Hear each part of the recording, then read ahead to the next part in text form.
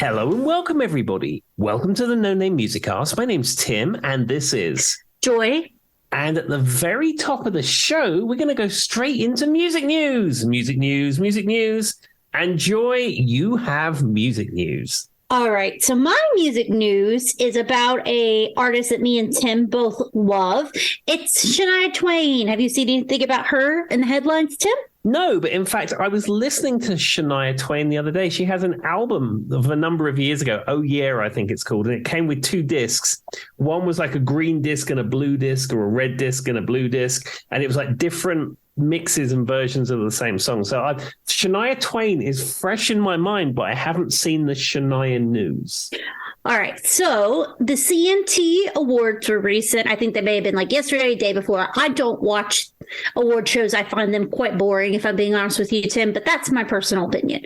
With that being said, Shania won an award. It's called the Music Equal Play Award, which I'm going to be honest with you, I've never heard of it, wouldn't know what it was. But apparently it is to honor trailblazers who use their platform to break barriers, speak out about injustices, and challenge the status quo. And so when Shania won, she used this time to, and I thought this was super cool, to talk about, instead of doing an acceptance speech or anything like that, she was right on brand with the trailblazers and all that kind of stuff. And she talked about equal pay needing to be better in music. And she actually recognized a bunch of new artists that she thinks that the, and this is in the country music artists world, should. So she gave a bunch of little small artists you might not be aware of. She gave them notoriety, talked about that she's going to have them on her tour that's coming up, and it was just super cool, super fun, very shy. And if you haven't heard it, go back and listen to it, everybody. I'm not going to name every artist because we'd be here for a little bit, but she names probably a handful, about 5 artists that she says everybody should be looking for and that she's going to bring on tour with her that are kind of really no names. Well, there we are. Well, good on you, Shania. I mean, like you say, she's using her platform for good. Now, do you think, in years to come, Shania will sort of be in the sort of Dolly camp? Do you think she's gonna be a philanthropist? I can't even say the word. Do good things. Yes, because if you go back and you look at her, she's donated a lot of money to quite good things. I think she seems to be one of those people that, knock on wood, you never really hear anything super negative about her. She seems to care about things. She's really big in the LGBT plus Q community because they've supported her from the beginning. I actually sent Tim, and I need to find a copy of it again, this really cool little documentary that Vice did on Shania. And it was probably about 15 minutes long. I love the Vice documentaries, by the way. If you've never gotten into them, they're just the right amount of documentary. And so she talks, they talk about how she was such a trailblazer. And the first person she brought on when she was like picking her clothes out was, it was part of the LGBTQ plus, and she would go out with them on the weekends and hang out, and these are her people. So she's done a lot in that realm too, and I think she's won some awards, like some GLAAD awards and different things like that. So I think that'll probably be a key feature, and she just wants to advocate for women. I think that was the big push because most of the artists she talked were women, and she was talking about country needs to be more all-inclusive and pay people the same. Well, that's good. Well, as I said, good on you, Shania. In fact, I did see a little bit of news about Shania. She went to London and saw the ABBA Voyage show. I did see that. The people at ABBA posted that up on their Instagram. I saw that as well, and I thought that was super cool. Exactly. I mean, I sort of had to do a double take to see who it was because I sort of know classic Shania from way back when, and I hadn't really seen what she looked like recently. But when I zoomed in, I was like, oh, look at that, Shania Twain. And she's seeing ABBA, sort of. I love that she's touring again and everything, because I know for a while there was some worry that she would never be able to. So that's pretty cool. Yeah, we are glad that she's out there and getting it done. Now, I would go and see Shania, but if the tickets are anything like those Brian May, Adam Lambert things that are $300, $400, $500 a ticket, I don't think I'm going to be seeing Shania, unfortunately. Well, we'll cross our fingers that maybe she'll have a conversation with Ticketmaster and bring those down for us, Tim. Well, I mean, the Queen and Adam Lambert thing had a whole press release about how they were using Live Nation and it reselling. Which is the same thing. Yeah. And then I chose not to engage in it. But Yeah. I looked at a few forum posts of things that I'm signed up to, and they said, "How much do you pay for your tickets?" And I said, "Oh, well, it was only $300 with the fees per ticket. $300? What? For one. Yeah, for one ticket that's halfway back that you probably can't even see the stage properly." Yeah, I can't do that. I'm sorry. Yeah, I want to be Brian's side at the front, but I'm not going to pay $1,500 for that. We'll just have to do what I did when I saw Bowling for Soup, Tim. Somehow get a friend who knows somebody in the band and you get volunteered to push all the heavy equipment out at the end. And then you get free tickets. Well, I mean, there is that, or just go and support local acts or smaller acts that come around small venues where the tickets are $30, $40 a pop. I feel like Tim has some biases in that statement. He might be hitting something. Well, I mean, yeah, support your I'm local kidding. cover bands that play small venues, but equally, there's a venue around here called the Harvester that actually gets some really good acts, and they get tribute bands and stuff in there, but they don't get your Queen and Adam Lambert level or your I don't know, can't think your Elton Johns or anything like that. They get maybe acts that are on the tail end of their career or up and coming artists, and the tickets are always reasonable. It's a small venue, you can see everything, the vibe is really nice in there. I say support those kind of venues. Well, it's kind of like that park in Roanoke. They do pretty well priced concerts. And there's a venue, I think in Lynchburg. I can't remember what it's called. You talked about it once. It's got like a bar in it. And then there's like you told me the name, but I do not remember them. But those are those kind of venues. They're small. They get sort of bigger bands, but not huge bands. Yeah, I mean, I can highly recommend Dr. Pepper Park. And in fact, there's a gig in the summer with a Lynyrd Skynyrd tribute band. And I understand the support act to that Lynyrd Skynyrd tribute band are absolutely first class. And I think if you buy a ticket for that at $20 a pop, I think you're probably going to see the best support band in the whole of the state of Virginia. Well, there you go. There's Tim's recommendation for the handful of people who live near us that listen to the podcast. There we are. Flaker Hill playing.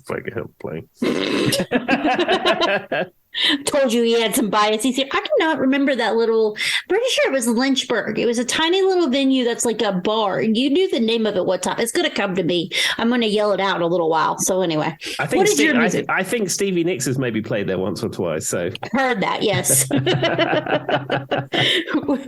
was the Rihanna? Look, darn me trying to figure that song out, Stevie Nicks. All right, Tim, what is your music news? Okay, so I have a few music news items. So the controversy with Spotify continues. Now, as I previously said, they were rolling out this TikTok style homepage. So you open up your Spotify, and instead of lots of little icons with your mixes and things you've already listened to and albums that it recommends for you, and sometimes podcasts, and they've got into the realm of audio books as well, all that goes away. And instead, you have these tiles that take up the whole page. And when you flick through them, supposedly they're things you'd like to listen to, but they blare sounds at you the minute you do it. And even if you're listening to something, it overrides it. And there's no way of turning it off. Well, you can turn it off. And the next time you open up Spotify, it's just noise again at you. As I said, I have not got it yet. Did you say you had not got it yet? I have not received it. No, mine's still the old Spotify. Okay. And long may that stay, because people, unsurprisingly, are not happy about this. Now, if they have a couple of Reddit accounts, I don't really do Reddit, but there's lots of posts to that with people who are unhappy. And if you go on the Spotify community, which is a message board on Spotify's own website, and you go to the apps and features like sub thread on there, currently, as of recording this, the beginning of April, there is 1,337 replies on this thread of everybody saying they hate it. And half of those people are saying they're going to Apple Music. And then most of those people saying they're going to cancel. Well, has anybody been responding to them? Like, do you get like some Autobot response, or is there like actual responses? Well, at the very beginning of the thread, they have like community moderators who are not employed by Spotify, but you get, who for whatever reason moderate these threads. And I've seen that before. Like I do Dell stuff at work, and you get these people who are not employees of Dell, but somehow want to be Dell. Yeah. anytime you Google something like, how do I do this at Microsoft Office, and end up on one of those threads? You know what I mean, Tim? You see the moderators. Yeah, good meaning moderator people who are not employed by the company, which is weird. But anyhow, at the very beginning, there was people on there saying, oh, you should try it out. It'd be great. And then sort of 600 replies in, they just bailed. Because, I can't blame them. Yeah, and and if you get Spotify on like a support session and say, hey, can you turn my homepage back? They just cut you off. Oh, that's good. Well, it sounds like it's going well. I bet Twitter's probably got 1,000 responses as well. Twitter's the same. If you go on Twitter and search Spotify homepage, it's just like everyone saying this is terrible, this is terrible. I don't know whether they're going to roll it back or whether they're going to dumb it down, or I don't know what they're going to do with it, but go a completely different way. Who knows? Yeah, I mean, as I said, I don't have it yet. If I do get it, I don't know where I'm going to go because from what I've read, it makes it more or less unusable. Yeah, I probably would leave too. I don't like the idea of listening to a song and then just scrolling through trying to figure out what I want to, because I like to add stuff to the queue. So I'll start on one song and then I'll be like, oh yeah, what about this song? So it'll be like, I'm listening to a Shania Twain song and then I think, I want to listen to this Metallica song next, and I add it to the queue. So I just start like a rapid queue going. That's like a popular thing for me to do. And it would be annoying if I'm looking to add stuff to the queue and other songs start breaking into the middle of my song because I'm scrolling through. Yeah, that's the thing. So you would scroll through this like TikTok style feed looking at these suggestions, and then it would just play clips at you while you're listening to your song. No, that kind of defeats the purpose, because most of the time, if I'm looking for a song, Tim, and I'm adding it to the queue, first of all, I've probably already heard this song 1,000 times, so I don't need you to give me a preview of it. I know what the YMCA sounds like. Thank you. And even if I have it, if it's by, I don't know, Alice Cooper, I've probably got a general understanding of how it's going to sound. Don't need you to play it for me either. Sure, and apparently the video quality they're using is really poor. And they're only playing like a 5-second audio clip. How can you get a feel of what that song or podcast is about if it's only playing you 3 or 4 seconds of it? It's absurd. I feel for the people who are just going to be scrolling through their feed and all they're going to hear is, hello and welcome to the No Name Music Cast. It's going to be the first 3 seconds, which is you and then me. And that's all they ever hear of our podcast. And they're like, I don't know who that Joy and Tim is. But... Well, I mean, we get quite a lot of listens from Spotify, actually. I mean, we look at the stats, and I think a lot of our listeners do listen to us on there. Personally, I listen on Apple Podcasts because I've got it all set up. When I proof listen the episodes.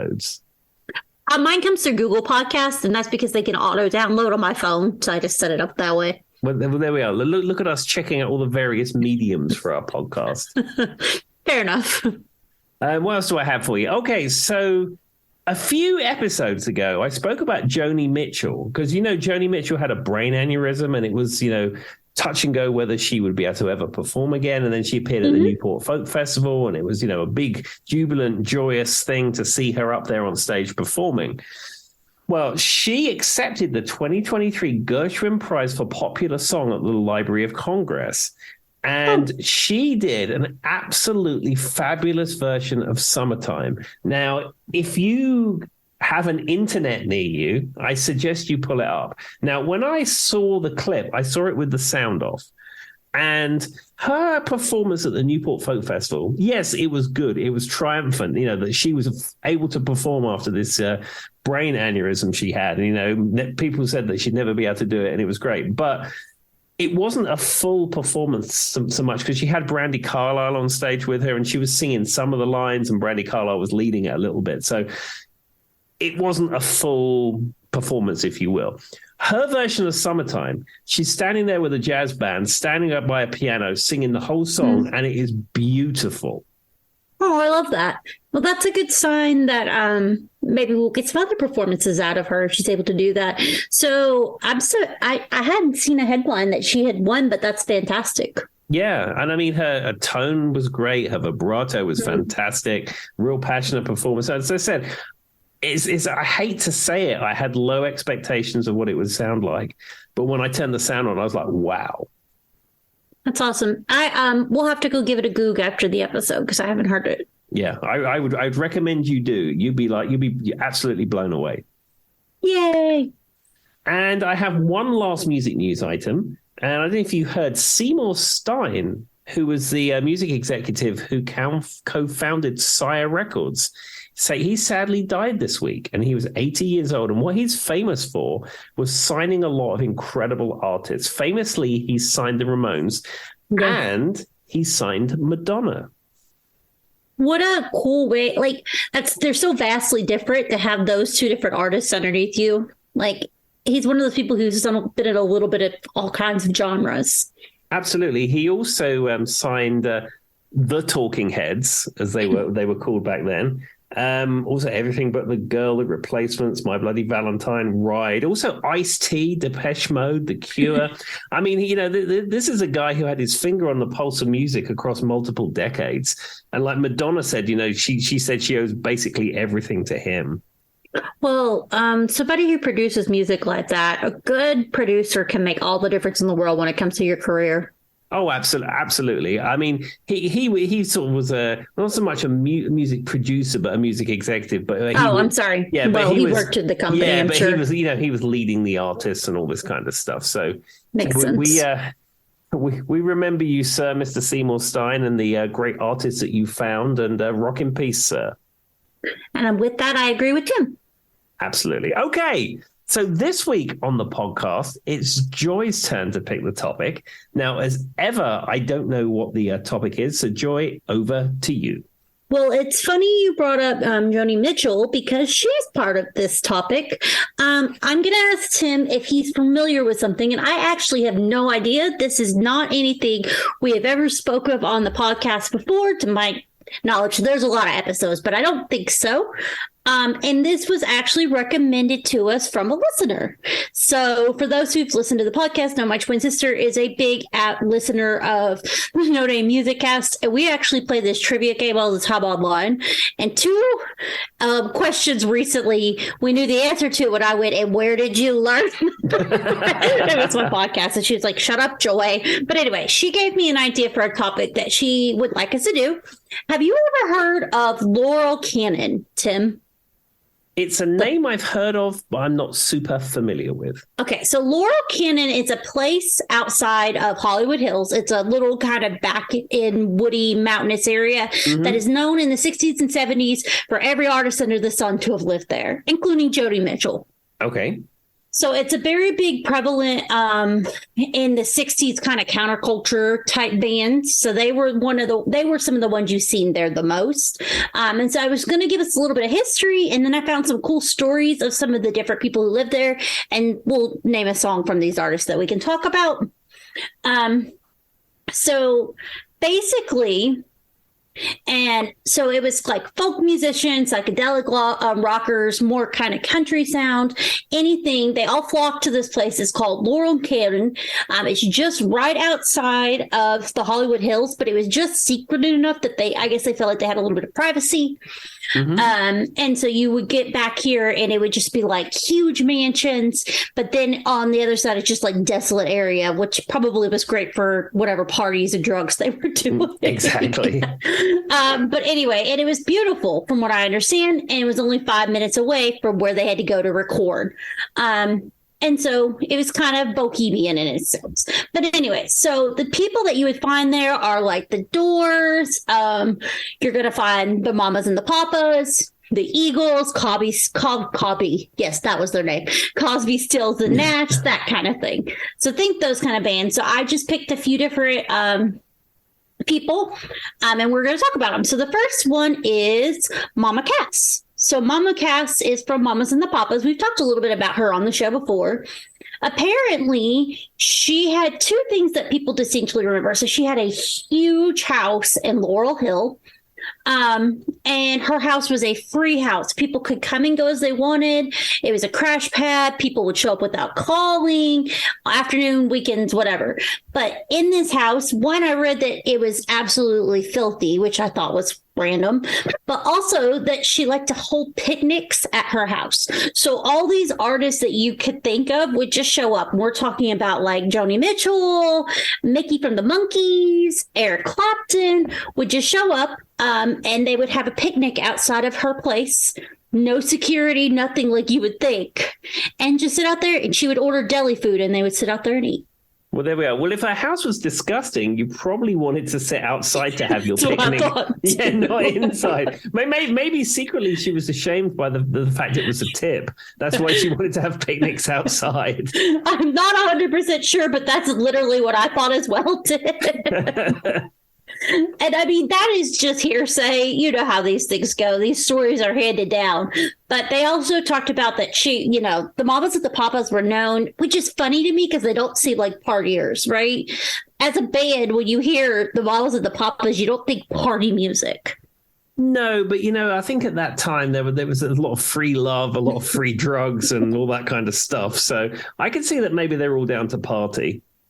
I mean, that's fair. So what I chose the song Go Where You Want to Go. Are you familiar with that song, Tim? Yeah. That's a great song. That's one of my favorite Mamas and the Papas songs. It's kind of one of the ones that you probably have heard, but you might not even know it's them. Not one of their big songs.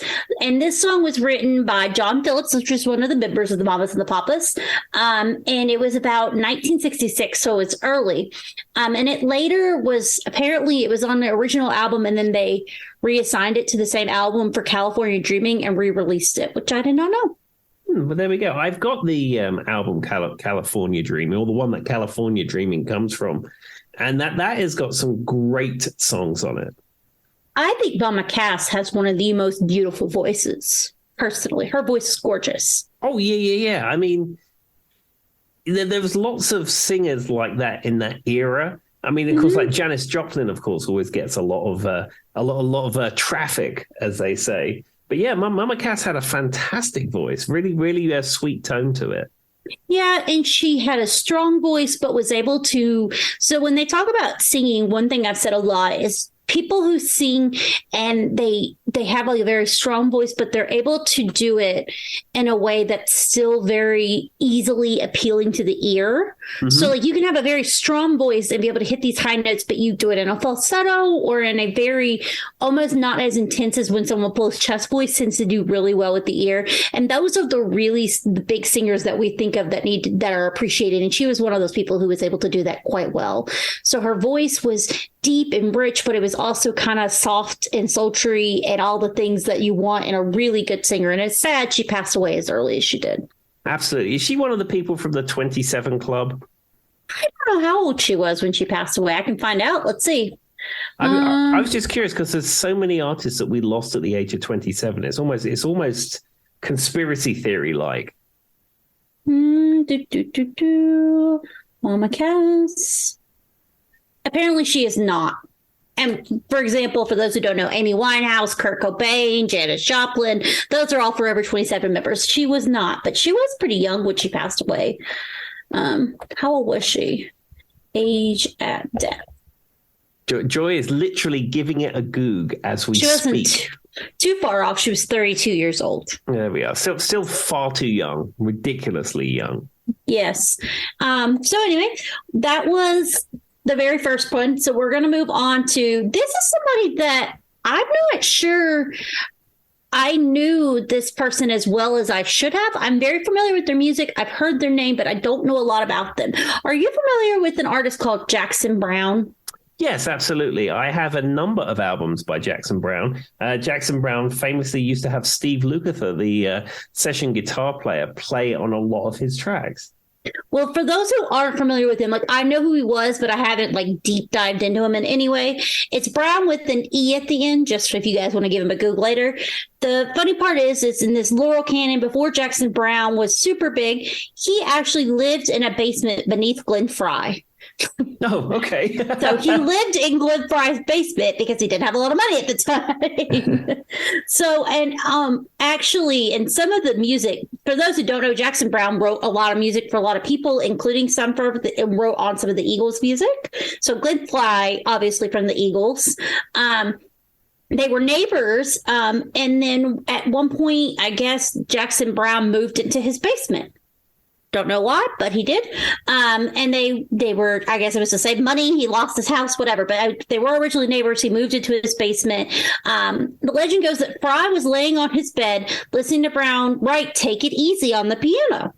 Brown couldn't crack the tune, gave up, but Fry needed him to finish the song, so he went downstairs, gave him the line, "It's my girl, my lord," at a flatbread Ford, slowing down to take a look at me. The song was then recorded by the Eagles, and over the years has become a new American standard. So it's a good thing he did live in his basement. Absolutely. Yeah. I think you should check out some of the music of Jackson Browne. I think like the radio hit that you would know is "Running on Empty." Yes. And apparently, yes, that was one of the ones I was Googling before we got on here, and that was probably the biggest one I could find. Mm-hmm. And it says he also wrote on the Nitty Gritty Dirt Band. I didn't know that as well. Yeah, he was a songwriter of much repute. He, like you say, wrote for the Eagles, Nitty Gritty Dirt Band, and a number of other artists of that kind of era. One other thing I have about Jackson Browne is that the album that "Running on Empty" comes from is really interesting, that he recorded the whole thing whilst on tour. And there's one track on there that's actually recorded on the tour bus. And if you listen closely, you can sort of hear the low hum of the bus. Huh. That's kind of cool. Yeah. I mean, it's one of those things that's probably so low you probably wouldn't notice it unless someone told you, I'm guessing. Yeah, I think at the beginning or the end, you can hear the engine going, I think. Huh, that's funny. Well, I did go ahead and write, "Take It Easy" as the song, obviously, because that's what we were talking about. But I did give him a goog. Apparently, his real name is Clyde Jackson Browne, for those who knew. And he was also a political activist. So I'm surprised I haven't delved into it. I'm familiar with, like Tim said, his top hits, but I need to go down that rabbit hole eventually. Yeah, he's another one of those artists where you can get most of his discography in thrift shops for $1 on CD if you want them. But there is some good music there, and I would check it out. Well, you've made it when that happens. Well, it's either you made it or the Britannia Music Club or BMG or whoever, or Columbia House had millions of copies that somehow filtered down into thrift shops. Fair enough. So to stay on that kind of thing, the next song I chose was, I went ahead and picked another one for Glenn Frey. I picked "Heartache Tonight" because that just happens to be my favorite Eagles song. That is a good song, though it's not my favorite Eagles song. Well, I found out, I didn't know that it was written. Well, I didn't know who wrote it, but I found out something that's very specific for you, Tim, and I need you to know this. So it was written by Don Henley, Glenn Frey, and Bob Seger. I didn't know Bob Seger wrote it. I had no clue. But what I thought was funny is Glenn Frey, in the linear notes, it's credited as lead vocals, rhythm guitar, and hand clapper. So for Hannah out there, that's who's clapping in that song. And it actually is a very prominent. Yeah. Yeah. And then Bob Seger's also doing the backing vocals on that song. Oh, wow. I didn't know that. I didn't know that either. I mean, you can't go wrong with a bit of Seger. I mean, I do love Bob Seger. And as I've said before, like Night Moves, I think is maybe one of the most perfect songs ever written. Yes. Bob Seger is one of those people I found out through the years, though he's wrote on a lot more music than I realized, because he doesn't have a whole I mean, he is very popular. He has quite a few hits, but he's not got like a long spanning career of hits, Tim, like number ones. And so upon like kind of looking up stuff, I've learned he's wrote a lot and he sang on a lot of backing tracks. He's one of those artists I think people don't know that about. So there you go. Bob Seger. Absolutely. And he put Detroit City on the map long before Kid Rock ever did, just saying. Yes, and that's all I'm going to say as well. All right. So moving on to our little details about Laurel Canyon, just some weird little things I didn't know. So Graham Nash, who is also Cosby, Stills, and Nash, wrote the song Our House in a Tiny Home in Laurel Canyon. So our house is a very, very, very fine house with 2 cats in the yard, for those who know. Anyway, so Our House by Crosby, Stills, and Nash might be the sweetest declaration of like domestication ever. So basically, it says it was written in about 15 minutes, and it was literally just about the house he's living in. Our house is a very, very, he's talking about it's small, it's little, and he's actually talking about pieces of the house in the song. And after going through a walk in the canyon, picking up some things for his house, that's when he got inspired. And he said he got home, and I guess Joni Mitchell was over and he beat her to the piano, which I thought was funny. Either he shared the house with her or she just happened to be there. I've not confirmed this. It wouldn't surprise me if he shared the house with her. He said he beat her to the piano and wrote it out 15 minutes. Wow. I mean, some of the best songs are like that. Now, maybe I should try my hand at this songwriting by just singing a song or performing a song about the house that I'm in. I could talk about my recycling bin. I could talk about the fact that the neighbor had a load of weeds in their front garden. I could talk about the fact I'm going to redo my mulch bed at the weekend. I mean, there's so much that I could discuss. I mean, Jack lives there, which is really important. You have debated changing your posters out behind your head. So, you could sing about that. There's so many options, Tim. Yeah. And I mean, just to extrapolate a little bit more about the posters. So if you've ever seen any videos of me performing video, like guitar on YouTube or whatever, or if you've seen any of the videos that we've made from this podcast, it's in this room. And behind me are 3 posters. I have a Queen poster. I have James Bond Moonraker, which is the greatest film of all time. And then I have a Ghostbusters poster. And they've been up there more or less since we moved in. Though for a while I only had one poster up and Joy found it very triggering because it was off to one side. Yes. Anyhow, I'm thinking of taking them down and putting them elsewhere in the house. And I'm thinking of getting some 12-inch clocks. And like you go into like a business and it'll have like Paris, Milan, wherever, all the places London. In the world. Yeah, London or whatever, where all the places where they operate with the different times. And you used to see that a lot, but you don't see it as much anymore. But this is like a meme almost. It was actually a comic reel from the Viz comic, but it's become a thing. And I've never seen it done in real life. And what I want to do is have clocks on the wall with the times, but underneath it will say what they are. And it will say New York, London, Paris, Munich. And then the last one will be a 12-inch single of M's pop music, and it will say, everyone talk about pop music. Which is funny because I think it was the last podcast I was singing that for some reason when we came in. Remember, Tim? And then Tim was like, "Oh yeah, that reminds me. I need to make a note." Yeah, I'm thinking of doing that. I mean, I just need to get some cheap clocks. I already bought the 12-inch single of M's pop music. I just need to get someone who's got a Cricut or whatever who can cut the decals to stick on the wall. Do you know who has a Cricut? Is Joy's husband. I'm sitting directly by it, Tim. If I had a beard, I'd be like bearding right now.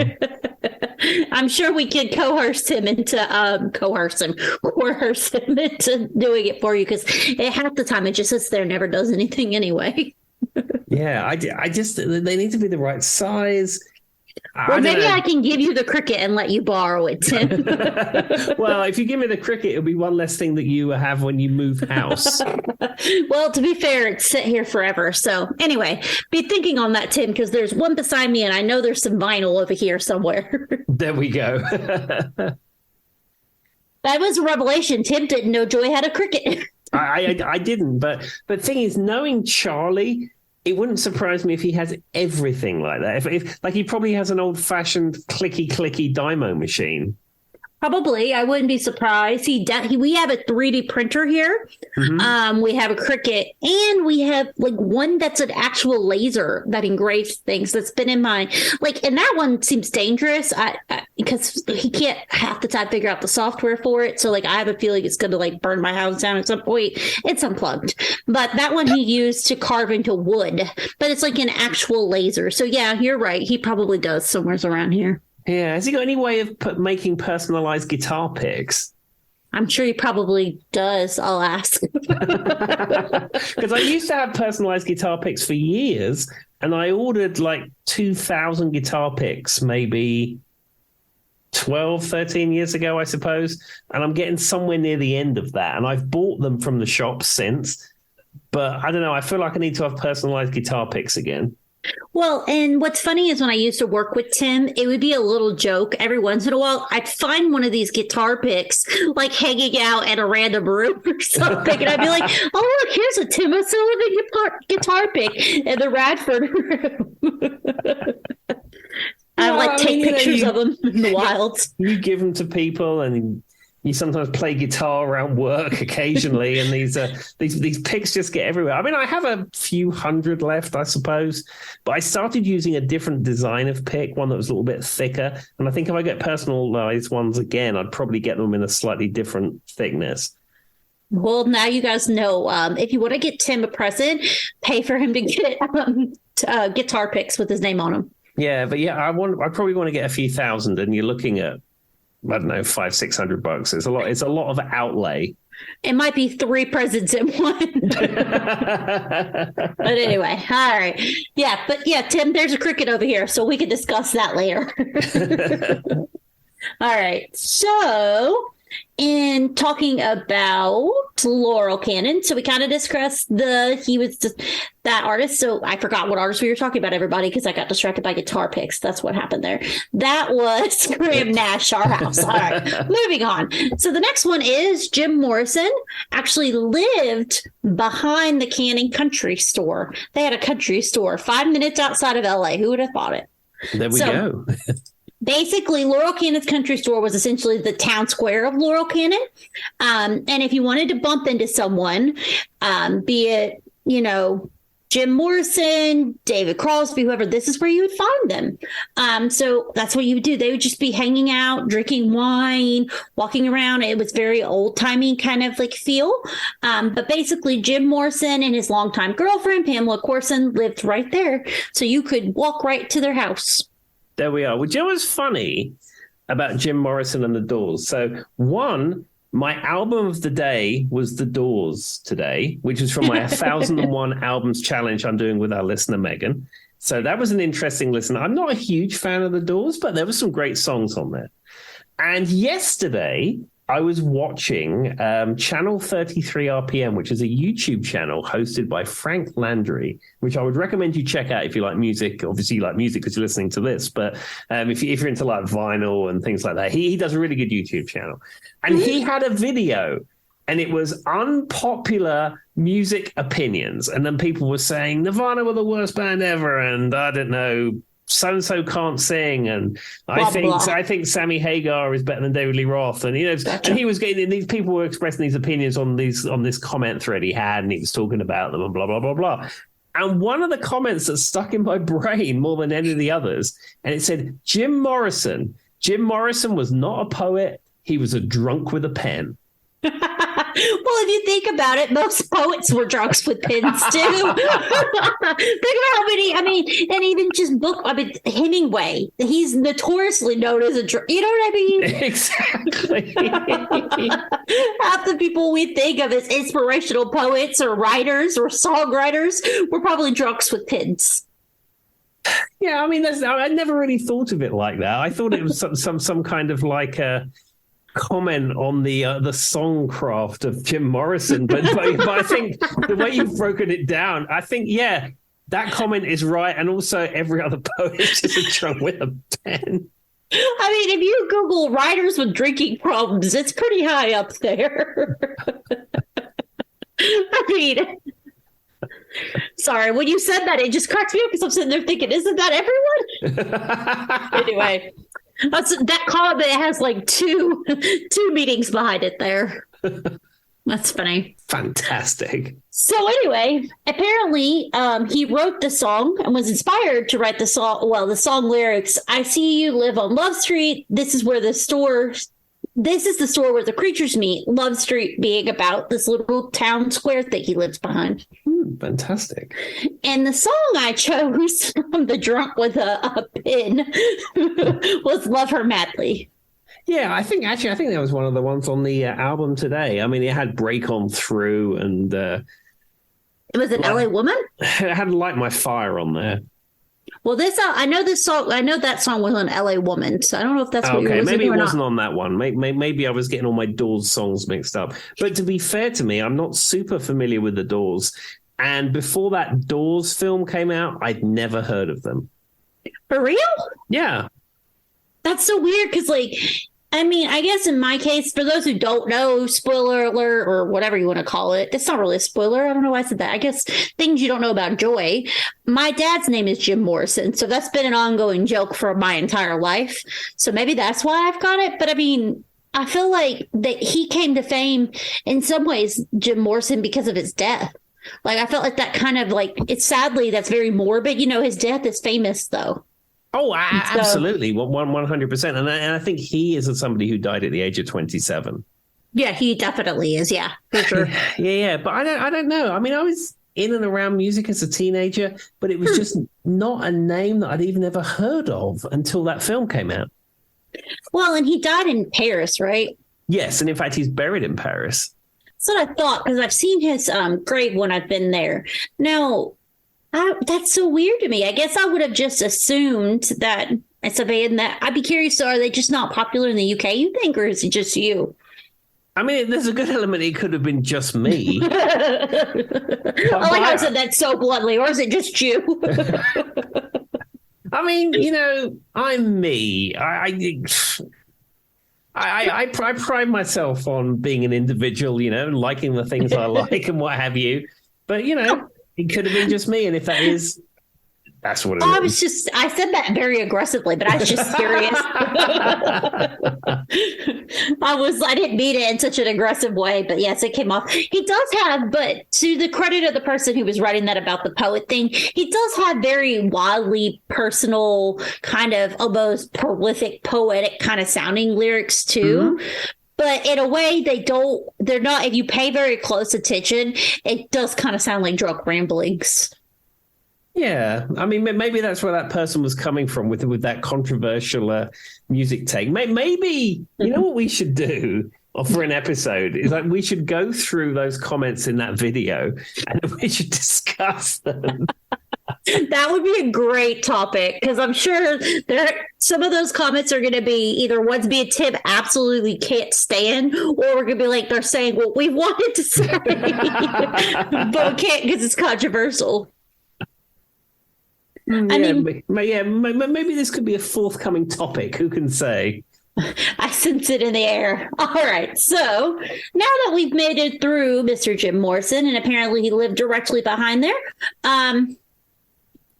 So apparently there's a whole thing where everybody thinks they introduced Crosby, Stills, and Nash, and no one can confirm who introduced them together to start the band.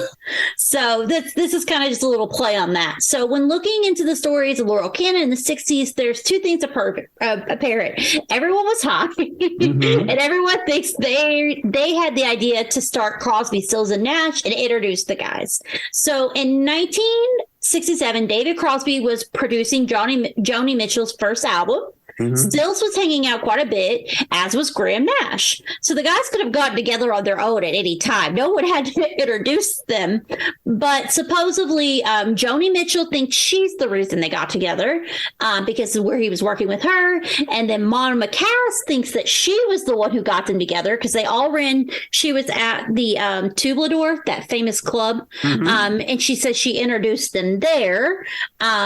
And then Graham Nash says that none of that happened. He said, we did sing at Cass's a few times, but none of that happened. And then David and Nash have their own story where they said that they just met on their own. And then Graham says he's actually not really sure how they met. So I think it's probably one of those things where they lived close together, they're working close together, they're coming in contact constantly, and their peers are going to come in contact constantly, right? So it's probably just they formed naturally, but I just thought it was funny that there's like a list of people who have debated how they ended up together. Yeah, and they probably shared the same drug dealer as well or something. I mean, to be fair, yeah. And if they're all eating picnics outside of Mama Cass's house every Sunday, it's probably going to happen regardless. They're all sitting over there, Graham Nash, and he's got a sandwich or something. I mean, it was bound to happen. So on another note, this one is random to me, Tim, and I've never heard this. I didn't know much about it, but apparently Alice Cooper actually auditioned for Frank Zappa to be part of his band. Oh, I didn't know that. I mean, obviously I know about Alice Cooper, that Alice Cooper was originally the name of the band, and Vincent Furnier was the singer of Alice Cooper, the band. And then he fell out with the band or fired the band or some combination of that. And then he took the name and the persona with him. And then later he changed his name to Alice Cooper. Yeah. So the funny part is, and this is where it's even stranger, is the audition was at 7 a.m., which I thought was random. Yeah. Who auditions for a band at 7 a.m.? Well, it makes sense when they've probably been up all night. That's what I thought too. I was like, they were probably went for a picnic. Then they went to the, the country store to hang out, had some of the apple wine in front of, and then they went to hang out at, I don't know, Glenn Fry's basement or something till 7 a.m. Yeah, I mean, they're all chemically assisted. It's the 60s. It's all free love and stuff. I mean, what's 7 o'clock in the morning, for goodness sake? It's the night, sort of. So this is how it says it went. Vincent Furnier and his band, Alice Cooper, had been in LA since 1967. They weren't gaining any traction. In 1969, the future manager, Sheep Gordon, saw the band clear a room within their first song, and he knew something was there. Gordon set up an audition for the band with Frank Zappa at 7 o'clock, but he met 7 p.m. So as the story goes, for the front man, showed up at 7 a.m. instead. And rather than kicked them to the curb, Zappa brought them in to see what they're about. That same year, Zappa released Alice Cooper's debut album, Pretty's for You. It would still be years before the band had a major hit on their hands, but they were on their way. And after that, after he got his hit with Pretty's for You in 1975, Furnier changed his name to Alice Cooper. There we go. Well, I mean, in a way, it was good that he didn't get the gig with Frank Zappa, because Alice Cooper wouldn't have been Alice Cooper. Well, and here's my thing. I think Alice Cooper is significantly more famous than Frank Zappa, in my opinion. I think so. I mean, Frank Zappa was a, quote unquote musical genius, but a lot of his music is really hard to listen to. It's wacky. And sort of Alice Cooper is straight ahead rock and roll, really. That's exactly what I thought too. And I just hear more. Now, I picked a song from Frank Zappa, and as Tim said, it is completely wacky and weird and all the things. I picked Valley Girl. Mm-hmm. And I remember, very interesting enough, so those who have never heard Valley Girl, it's literally about being a Valley Girl, and there's like Valley Girl like singing in the background. And apparently on Valley Girl, it's his daughter Moon Zappa singing all the women parts. I didn't know that. Mm-hmm. And so this was released in the 80s when Valley Girl was a big kind of thing in California. The girl was that says like too much and things like that, a Valley Girl. But if you've ever heard it, it's difficult. I don't actually enjoy listening to it. No, it is a all Frank Zappa music is a challenging listen. And I remember the first time Charlie heard it, he had never heard. My husband is not as big into music as the way me and Tim are. He would not know a Frank Zappa song if it bit him on the face. But we were in the car and radio was playing and the Valley Girl song came out. I remember Charlie looking at me and going, "What is this?" And I was like, "Frank Zappa, that's what that is." That's all I can say. Why is he known for being so prolific, though? What am I missing? I think it's just his musicianship, his absolutely fabulous musicianship. And those songs are wacky, but they're very well written. And they go between keys and chord changes, and they're very clever. And I think it's that is his contribution. But much like how Jeff Beck, everybody says, or every guitar player says, was probably the greatest guitar player of all time, his music sounds much like video game music for the most part. I think Frank Zappa is the same. He's respected amongst musicians for his contributions and his musicianship and his skills, but his output is very much an acquired taste. Yeah, and I think that's probably what it is. I know he's wrote music for other artists and contributed and produced and all kinds of stuff. So that's probably a big factor in why people are so big advocates for him. He is not my cup of tea. I will just say that. There we go. All right. So this is an artist that if you hear his name, you might not know him, but you definitely know his music. This is Harry Nilsson, and it's Nilsson. Have you ever heard of that name, Tim? Harry Nilsson, I would probably say it.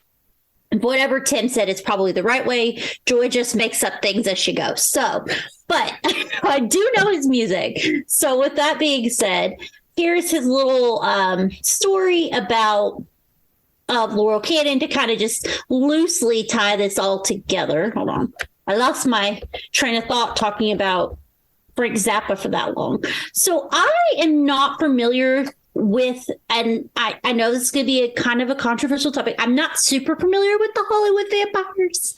Are you familiar with the Hollywood Vampires, Tim? Yeah, they are a super group, the Hollywood Vampires. So and I think it actually has Alice Cooper, and it had Johnny Depp in it and something like that. Mickey Dolenz, who is the from the Monkees, was also in there. So basically, they all kind of lived in Laurel Canyon, and that's how they met. And so one weekend, and John Lennon used to hang out with them a lot. This is a weird, I know this sounds very weird, but it's all going to connect in a minute. He used to hang out with them a lot in this Laurel Canyon place, and he would hang out with Harry Nilsson, as Tim said it, or however he said it.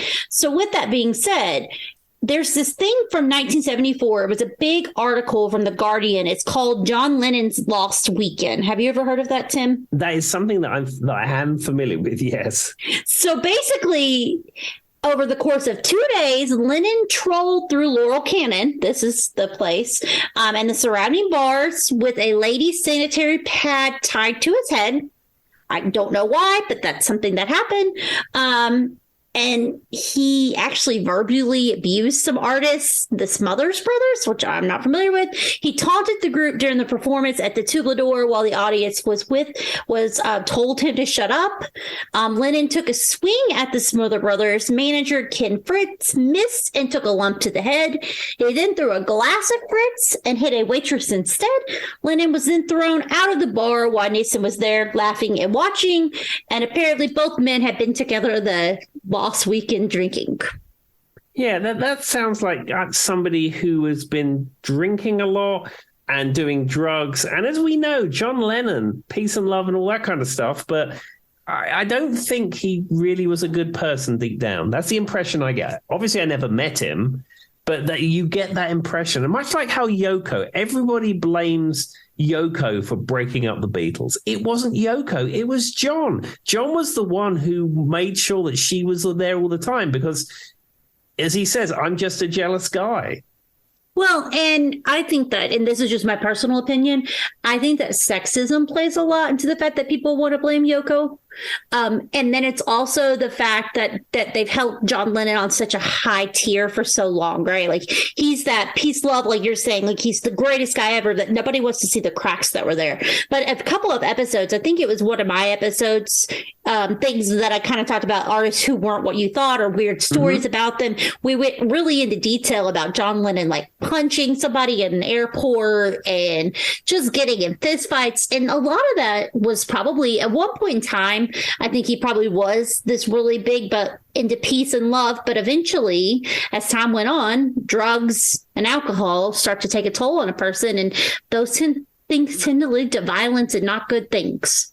Yeah, I think you're right. And I think what you say about Yoko and the sexism is probably correct because it's, certainly as far as the media is concerned, it's a very easy scapegoat to blame Yoko because, she's a woman. But I mean, I'm convinced it's John. It's not Yoko. I think it's probably like anything else. The truth is somewhere in the middle, right, Tim? We want to blame her. We want to blame him. I think the relationship was unhealthy. I think he wanted her around at all times because the relationship was unhealthy. Did she probably do some things that weren't great? Probably. And they're probably, you know what I mean? Like the truth is somewhere in the middle there. But from what I've read, is he was a very jealous person and wanted her around 24/7 and would not let her go do things. Yeah. And I mean, like you say, that is the classic hallmark of an unhealthy relationship. Yes. So with that being said, Mr. Harry that we talked about, I picked a song from him that I actually really like. Hold on one second.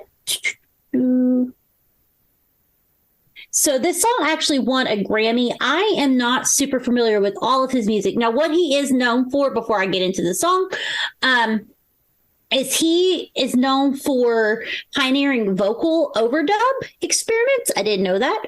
Okay. He actually did a lot of Cuban fusion, which I would have never thought based off of what I know with his music. But the song I chose was Without You. Are you familiar with that song, Tim? Yeah, I mean, that is your classic Harry Nilsson song. It really is. Now, I have a question for you.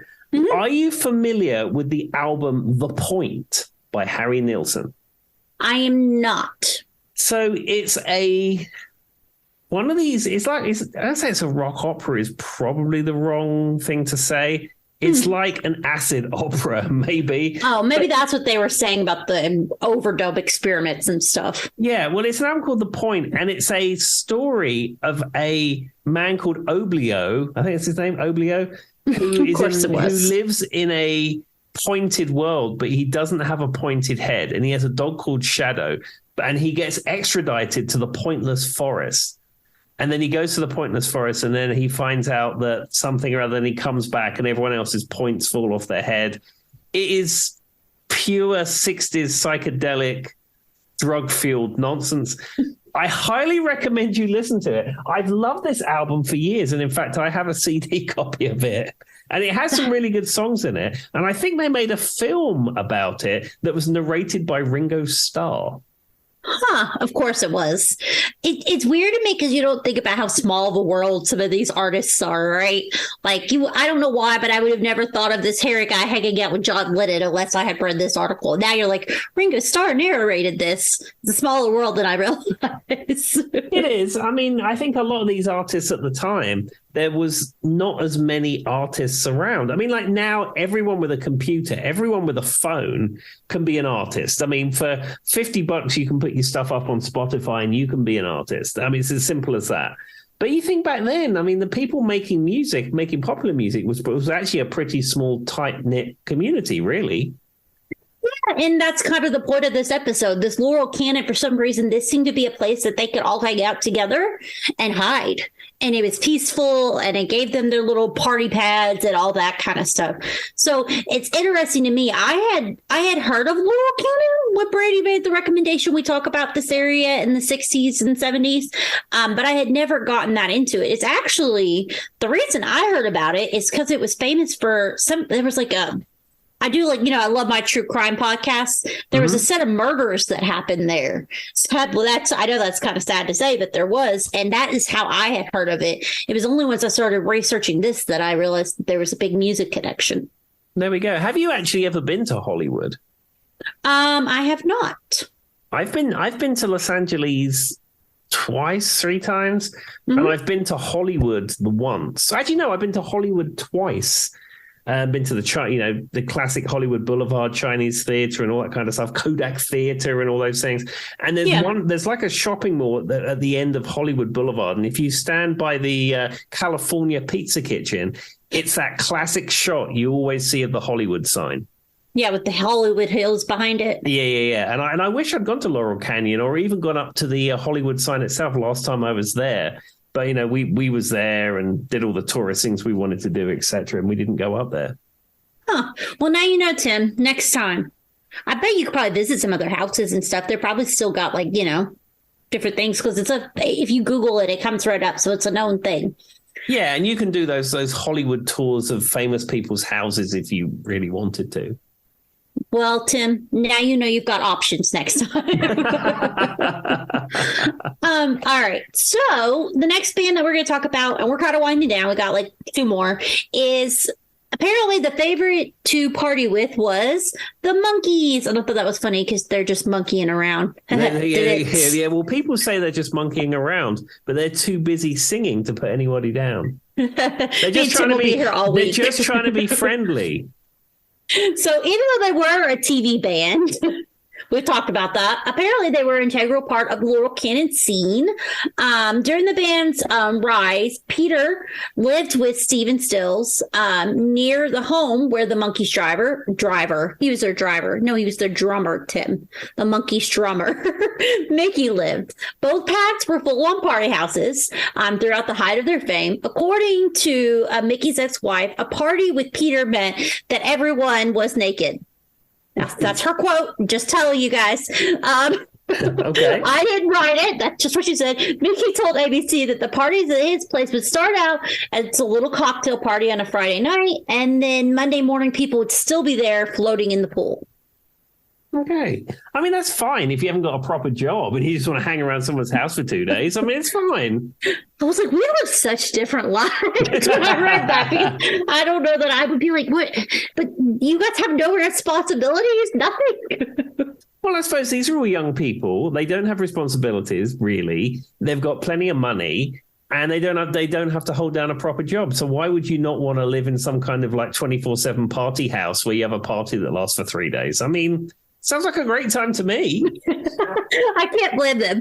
Okay, so here's another like little cool thing about the party house. Apparently, Mickey recalled one day he received a phone call where someone just said, Brian Wilson's coming over. Brian Wilson, the Beach Boys, for everybody who doesn't know. Mm-hmm. Keep in mind that this was the period of time when apparently Wilson refused to leave his house. I didn't know there was a period of time he did, but he did. Mickey continued. Sure enough, a limo pulls up. Brian gets out with his robe on and flip-flops, comes and sits in the middle of the recording studio with John Lennon, Henry Nelson, and a bunch of people. He started playing the Beach Boys lick kind of thing. And that's, he said they recorded the whole sessions, though the tapes have never been released. Wouldn't that be cool to get your hands on, Tim? It would. I'm sure there's probably a bootleg somewhere. I'm sure if you go on the YouTubes, there's probably some kind of snippet of a bootleg. Well, the Monkees song I chose was Last Train to Clarksville, which is basically Paperback Writer. Yeah, well, as you know, the Monkees, the whole reason the Monkees exists was that the US TV executives saw the Beatles film Hard Day's Night, and they wanted a piece of that. So they made the band the Monkees, and all those Monkees episodes are really just extrapolating off of Hard Day's Night. Well, supposedly the lyrics were inspired by Paperback Writer, which it sounds just like Paperback Writer. Hart misheard the end of the song on the radio and thought Paul McCartney was singing Take the Last Train. Hart then used the line himself after he found out McCartney was actually singing Paperback Writer. There we go. Yeah, I mean, the song structures are very, very similar. And it does have that big kind of distorted guitar riff. And there's a lot of similarities between the two. And what's funny is when I was doing the research for this episode, I listened to it and I was like, oh, yeah, this is that one song that I always thought for the longest time was. But when I was a kid, I would have told you it was the Beatles. Like, I wouldn't have known. You know what I mean? It sounds so similar. Now, as an adult, I know it's not. But as a kid, I totally would have said that. And I was like, I know that, you know, the story of how the Monkees came to be. So as soon as I was listening to it, I was like, what song does it sound like? And the bulb was just went up. I was like, oh, yeah, that's Paperback Writer. and then I Googled it and found out this fact. And if you watch the Monkees, we've been watching the TV show The Monkees for maybe the last year or two. I got them all off of YouTube, and we've been slowly working through them over. We have like a rotation of TV programs we watch when we eat, and that's one of the ones that we've come to. The funny thing is when they play their songs in the Monkees, I don't think it's any coincidence that they play Rickenbackers, Gretsch guitars, and Vox amplifiers. Maybe the key components of the Beatles sound. It's like, And I say to Hannah sometimes, I say, do you think it's a coincidence that they're all playing Gretsch guitars? And she's like, no. It's like, I mean, and I get it. I can't blame them. I mean, you might as well cash it while the money's hot, right? Like, I see why they wanted to do it. Absolutely. And, you know, in the early episodes of the Monkees and also on the early Monkees albums, they sang on it, but that's all they did. They didn't write, they didn't produce, they didn't play. And I think later on, as they got into their career and they wanted to prove that they could really play, they wrote their own songs and they, played their own instruments and stuff. That's what I've heard too. And they were musicians. They just happened to also be on a TV show about being musicians. And so they wanted to prove that they were actually musicians because the stereotype is out that it was just a TV show. Absolutely. So there we are. All right. So with that being said, we will end it on The Troubadour, whatever that club is. I can't say the name right. I would say the Troubadour. Whatever Tim said is probably the right way. So all of these musicians that we were just talking about and a handful of other famously would hang out at this bar. It was very close to Laurel Canyon, and it was one of those places that they could play music. They could stay up all night. They could go from Friday to Monday, and nobody would notice. So anyway, basically, if you walk down, this is the little thing the article says, if you walk down to the canyon store, you couldn't find anyone, there's a good chance that's where they were. So basically, it was a club long-standing for drinking, jamming until last call, and just all around hanging out. I think about now how this could never work because there would have to be so much security in that building, Tim. Well, not only security, what about the staff? I mean, this sort of when they never close between Friday and Monday and all this kind of stuff, and it's cool for the people doing it. What about the people behind the bar? I mean, do they not have families? I mean, how does that work? Oh, it says photographer and musician Henry Diltz explained it was like a clubhouse. It was a place you'd go. All your friends would be there. You knew all the groups that were playing. You had affairs with all the waitresses. Maybe there's your answer of the staff. Harry Stanton would be sitting at the bar. John Lennon would be standing over here, and they'd be playing multiple acts all weekend long. Okay. It's just crazy. Artists like Joni Mitchell and Elton John performed multi-night runs at the venue, and Elton John's is a pretty famous performance for him because it was kind of a building in his career, from what I understand. And then also the Eagles tightened their act, playing as the backing band for Linda Ronstadt. I did not know the Eagles started out as Linda Ronstadt's backing band. Yeah, I've heard that, actually, that they were backing Linda Ronstadt very early on in her career. I don't know why I've never heard of that, because, I mean, obviously I've heard of her and I know who the Eagles are, but it's just one of those like I said, it's a small world and I didn't know it was. As they say, Joy, it's a small world after all. Even though Disney sang it to me since I was a child. How did I not know? I do know Linda Ronstadt, she's struggling with a Parkinson type disease, apparently. And so that sadly has affected her ability to perform. But the song I picked was You're No Good because I love that song. And that's literally the only reason I picked it. Yeah, I mean, I think that's one of her big classic songs that most people have heard of. And I try not to pick the big classic one, but that one is just so good. Well, You're No Good. I'm kidding. But that one is so good because it plays to the sound of her voice. It's kind of like she's playing. It's a playful song. Like she's singing it so well. She's talking to someone, telling them you're no good. I feel like she does a good job of embodying the point of the song, and that's why it was one of her biggest hits. There we go. And the fact she is a great singer, or was a great singer back in those days. Yeah. Oh yeah, she passed away, didn't she? I didn't know she passed away. I thought she was still struggling with Parkinson's. I was about to say she can't tour anymore, but I mean, she really can't tour. She passed away. That sounds terrible. I shouldn't laugh, but I just realized that she may have passed away. No, she's still alive. She's 76. Oh, okay, good. Tim, you scared me. You made me think she passed away, and I missed it. No, what I meant was that she was a great singer back in those days, but if she's battling Parkinson's disease, it's likely she can't sing with the same power that she could now than she could sing back then.